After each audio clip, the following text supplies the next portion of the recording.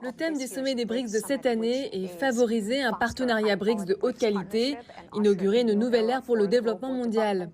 Quelle est la signification de cet agenda et quelles sont vos attentes? Our expectations are great. Nos attentes sont grandes et les travaux préparatoires nous donnent des raisons d'avoir de grandes attentes. La situation mondiale est très vulnérable, c'est pourquoi, que cela nous plaise ou non, toutes les activités des BRICS doivent refléter les vulnérabilités et c'est pourquoi notre principal désir, notre principal objectif est de savoir comment supporter et comment résister à ces vulnérabilités et comment atténuer l'impact de la situation actuelle sur le développement des économies nationales de nos pays et les économies régionales et mondiales dans leur ensemble. Les BRICS se sont d'abord concentrés sur l'économie et les affaires régionales, mais ils s'étendent désormais aussi à la coopération en matière de politique et de sécurité. Que pensez-vous que les membres des BRICS peuvent faire pour renforcer la sécurité régionale? Vous avez tout à fait raison, le stimulus initial et le motif de la création du groupe était économique. Il se concentrait sur la coordination des politiques commerciales et économiques. Mais la vie, c'est la vie. Comment pouvons-nous éviter, ignorer les problèmes politiques et de sécurité dans ce monde vulnérable? C'est pourquoi la politique et la coopération en matière de sécurité sont l'une des priorités de l'ensemble de l'agenda des BRICS. Cette année en particulier, nous avons organisé un certain nombre de réunions avec des institutions internationales, telles que par exemple le Bureau de lutte contre le terrorisme de l'ONU, qui était très bon, très utile aux pays des BRICS pour faire face au terrorisme à l'échelle mondiale. Alors que le conflit entre votre pays et l'Ukraine se poursuit, nous avons vu les États-Unis imposer une série de sanctions pour asphyxier l'économie russe.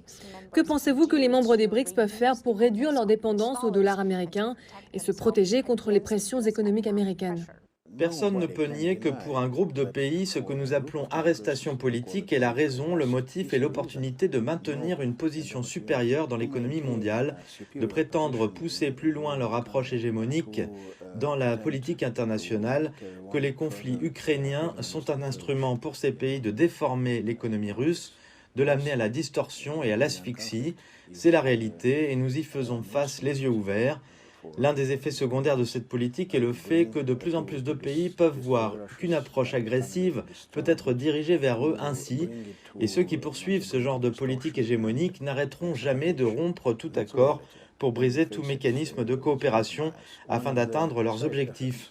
Parfois même, ils se blessent eux-mêmes, mais ne s'arrêtent pas pour autant, car les sanctions qu'ils ont imposées à la Russie, mon pays, leur font parfois du mal, nuisent à leurs économies, et c'est là que je peux rappeler un très bon dicton chinois qui est de soulever une pierre pour la laisser retomber sur ses propres pieds. Le rôle et la force du dollar américain en tant que monnaie internationale diminuent maintenant, et nous devons le remplacer, lui substituer quelque chose qui peut fonctionner et pas seulement son absence, car c'est aller très loin que de chercher à aller vers l'absence du dollar américain, mais s'il s'affaiblit, alors nous devons le remplacer afin d'éviter des pertes économiques. C'est juste une demande pragmatique, apolitique et opportune pour tous les pays, pour les économies engagées dans la coopération économique mondiale et régionale.